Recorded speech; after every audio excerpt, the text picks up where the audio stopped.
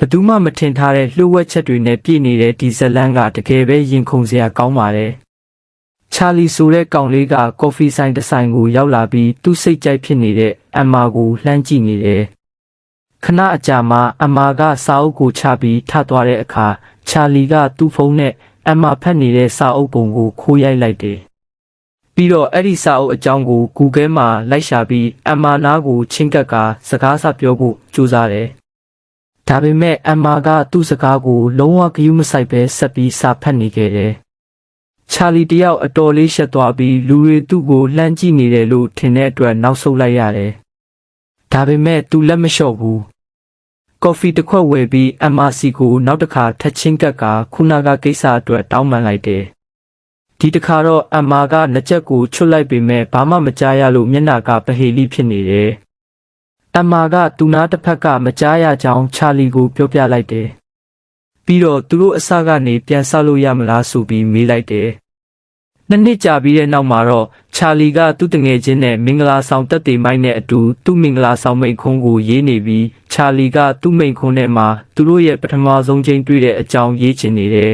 ။အဲ့ဒီတုန်းကအမ်မာကသူ့ကိုစာအုပ်အကြောင်းမေးခဲ့တာပေါ့။ချာလီကပထမတော့အမ်မာကိုစကားစပြောချင်လို့စာအုပ်အကြောင်းလိမ်ပြောခဲ့တာလို့ဝန်ခံလိုက်တယ်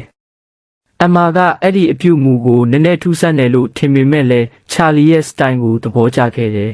။ချာလီနဲ့မိုက်တို့ကမင်္ဂလာဆောင်မိန့်ခွန်းအတွက်အကြောင်းအရာတွေဆက်တွေးနေကြတယ်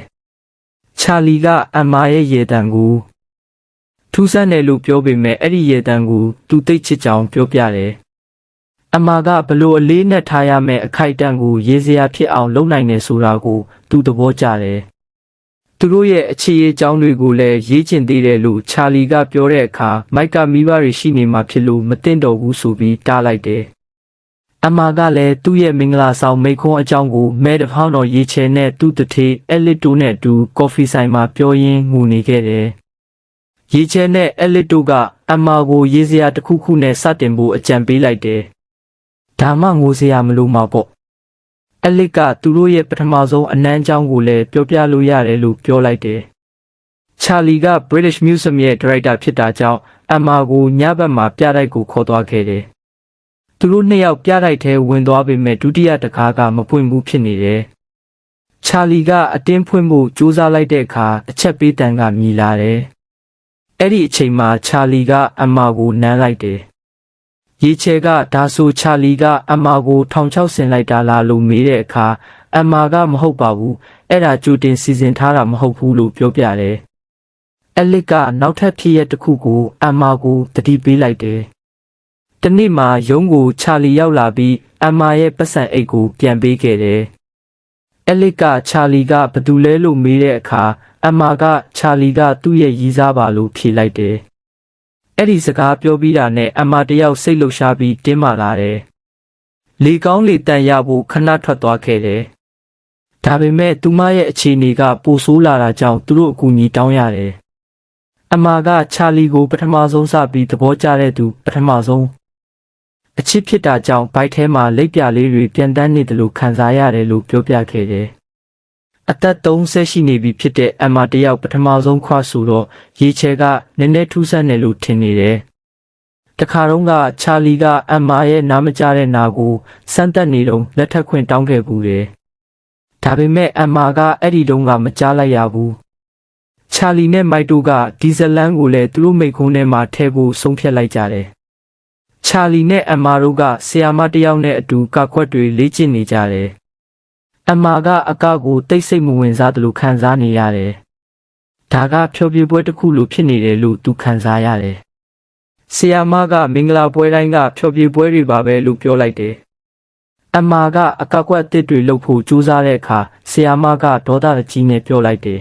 ။အပြင်မှာအမ်မာကဆီယာမကိုဝေဖန်ပြောဆိုနေတော့သူတို့မင်္ဂလာဆောင်ကြဖြစ်တဲ့ပေါ်လင်းကိုတွေ့လိုက်ရတယ်။အများပြည်သူပိုင်းပန်းချံတစ်ခုမှာပေါ်လင်းကဘိန်းဖြူစလိတ်တောက်နေတာကိုသူတို့တွေ့လိုက်ကြတယ်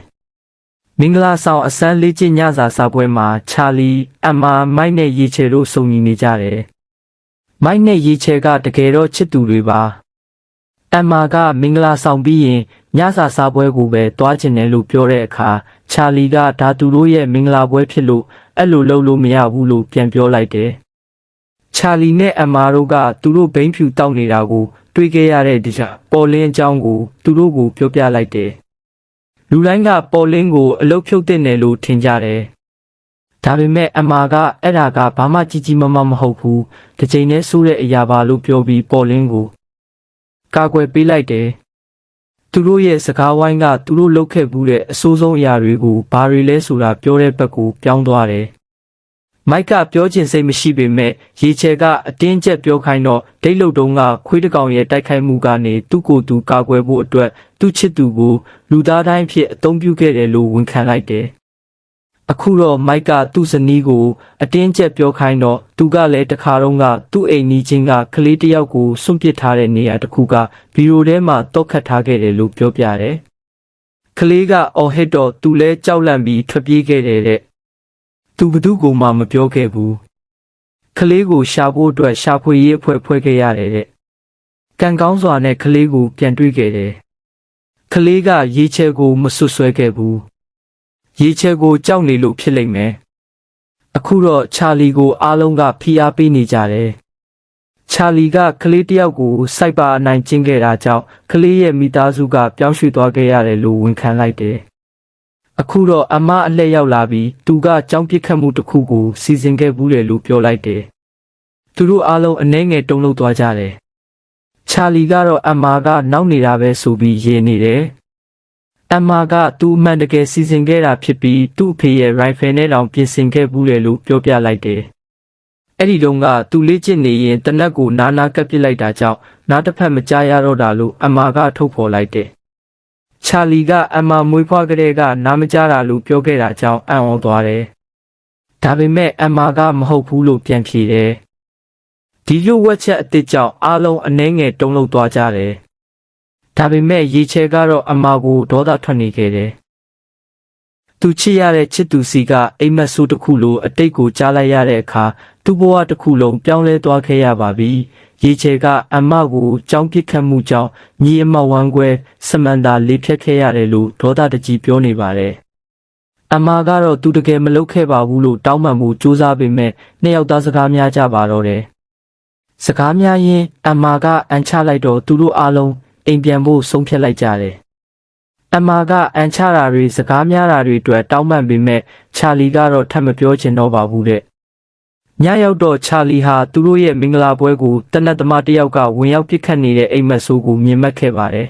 ။နနက်ရောက်တော့သူကအမရဲ့ငယ်ဘဝပုံလေးကိုကြည့်ပြီးငယ်ငယ်ကအမတနက်ပြစ်လေးကြည့်ရင်နာကိုထိခိုက်ခဲ့တာကိုပြန်တွေးနေမိပါတယ်။တနေ့မနက်အမနိုးလာတော့ချာလီကိုမတွေ့ရပါဘူး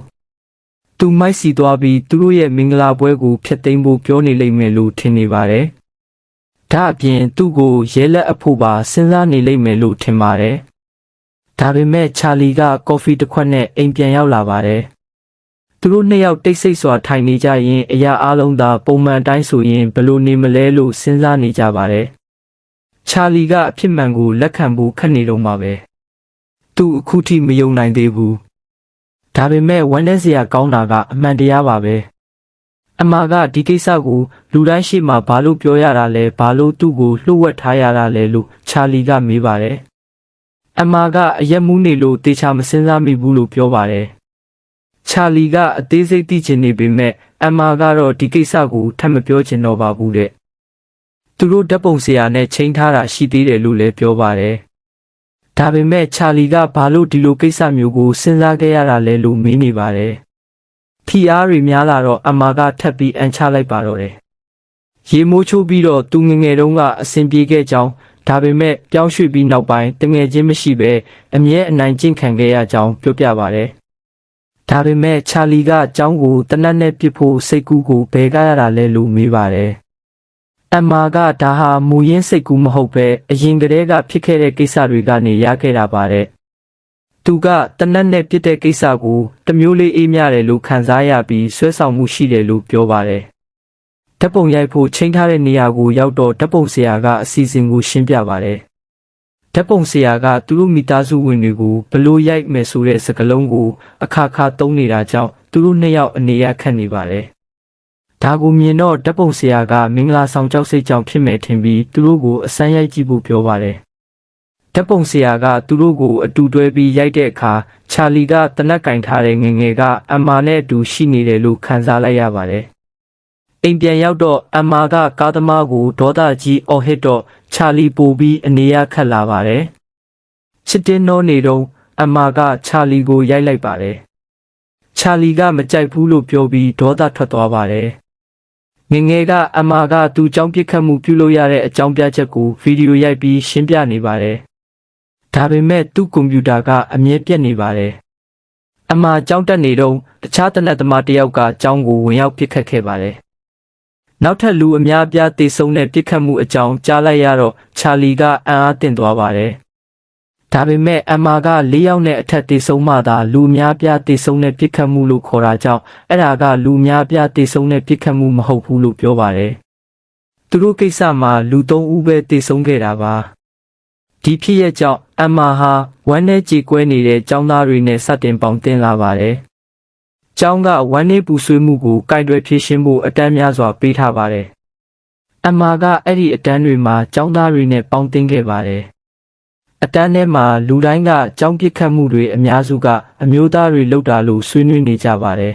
။အမ်မာကတော့အမြဲတမ်းအမျိုးသားတွေကြီးမဟုတ်ပါဘူးလို့ပြောပြီးအမျိုးသမီးတွေကျူးလွန်ခဲ့တဲ့ဖြစ်ရပ်တချို့ကိုပြောပြပါတယ်။ဒါကတော့ကောင်လေးတစ်ယောက်ရဲ့စိတ်ဝင်စားမှုကိုရရှိသွားပါတယ်။သူကအမ်မာစီကိုလာပြီးတနက်အကြမ်းဖက်မှုနဲ့ပတ်သက်ပြီးတခုခုလုပ်ဖို့သူမနဲ့ပူးပေါင်းနိုင်မလားလို့မေးပါတယ်။အမ်မာကတော့အဖွဲ့လိုက်ပူးပေါင်းပြီးတနက်ကင်ဆောင်မှုထိန်းချုပ်ရေးအတွက်လှုပ်ရှားမှုတွေလုပ်ကာဆန္ဒပြပွဲတွေစတင်စီစဉ်ပါတယ်။ဒါအပြင်သူကသူ့ရဲ့ရိုင်ဖယ်တနက်ကိုလည်းလွှင့်ပစ်ခဲ့ပါတယ်။ချာလီကတော့ဒီအရာတွေအားလုံးကိုစိတ်ရှုပ်ထွေးနေပါတယ်။အမ်မာကဒီအကြောင်းကိုမပြောချင်တော့ဘူး။ချာလီကသူ့ကိုတမျိုးတည်းမကြည့်စေချင်ဘူးလို့ပြောပါတယ်။အဲ့ဒါတွေအားလုံးကိုမေ့ပစ်ဖို့သူတို့နှစ်ယောက်ဖတ်ထားလိုက်ကြပါတယ်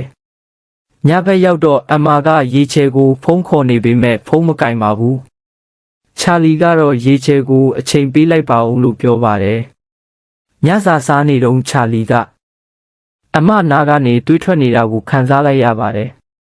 တနေ့မနက်ချာလီကတနက်ပုံပါတဲ့ကော်ဖီခွက်ကိုတွေးတော့အမိုက်ပုံနဲ့လွှင့်ပစ်လိုက်ပါတယ်။သူကသူ့ရဲ့မင်္ဂလာပွဲမိန့်ခွန်းကိုပြန်သုံးသပ်နေရင်အမကိုစာနာတတ်တယ်လို့ဖော်ပြထားတဲ့အပိုင်းကိုဖျက်ပစ်လိုက်ပါတယ်။နောက်ဆုံးတော့သူမိန့်ခွန်းတစ်ခုလုံးကိုဖျက်ပစ်လိုက်ပါတယ်။ရုတ်တရက်အမရောက်လာတော့ချာလီကချက်ချင်းလက်တော့ကိုပိတ်လိုက်ပါတယ်။နောက်ပိုင်းမှာတော့ချာလီလွှင့်ပစ်လိုက်တဲ့ကော်ဖီခွက်ကိုအမတွေ့သွားပါတယ်။ချာလီကအဝတ်စားလဲနေတော့ဓာတ်တစ်ချောင်းကင်ပြီးဝင်လာတဲ့အမကိုမြင်တော့တုန်လှုပ်သွားပါတယ်။အမကဘာလို့ကြောက်နေတာလဲလို့မေးပေမဲ့ချာလီကတော့မဟုတ်ပါဘူးလို့ညင်းပါတယ်။အမကဓာတ်ကိုချာလီစီချိန်လိုက်တော့ချာလီတယောက်တုန်တက်သွားပါတော့တယ်။ချာလီကငငယ်ကဆုံးသွားတဲ့သူ့တငယ်ချင်းအကြောင်းမေးပါတယ်။သူ့တငယ်ချင်းတေဆုံးမှုကသူ့ကြောင့်ပြစ်ခတ်မှုစိတ်ကူးတွေကိုလွှမ်းမိုးခဲ့တာဖြစ်နိုင်တယ်လို့ချာလီကထင်နေပါတယ်။ဒါပေမဲ့အမကတော့အဲ့လိုမဟုတ်ပါဘူးလုံးဝမသက်ဆိုင်ပါဘူးလို့ပြောပါတယ်။ရုံးခန်းကိုပြန်ရောက်တော့ချာလီကအဲ့ဒီဖြစ်ရဲ့အပေါ်မှာပဲစိတ်ရောက်နေတော့မှာပဲ။သူကအမျိုးသမီးတွေတနက်ကင်ထားတဲ့ပုံတွေပါတဲ့စာအုပ်တစ်အုပ်ကိုတွေ့လိုက်ရပါတယ်။အံ့ဩသွားပြီးသူလှုပ်ဖို့ကင်ဖက်မီရှာကိုသွားမေးပါတယ်။မီရှာကတော့ဒီအကြောင်းဘာမှမသိဘူးလို့ပြောပါတယ်။စာလိုက်ကနေရောက်လာတာဖြစ်နိုင်ပါတယ်တဲ့အမကတော့သူ့ရုံးခန်းမှာခွေးတစ်ကောင်ကိုရိုင်ဖယ်နဲ့ချိန်ခဲ့တဲ့အချိန်တွေကိုပြန်တွေးနေပါတယ်။အမတထေအဲလစ်ကသူ့ကိုလာခေါ်လိုက်ပါတော့တယ်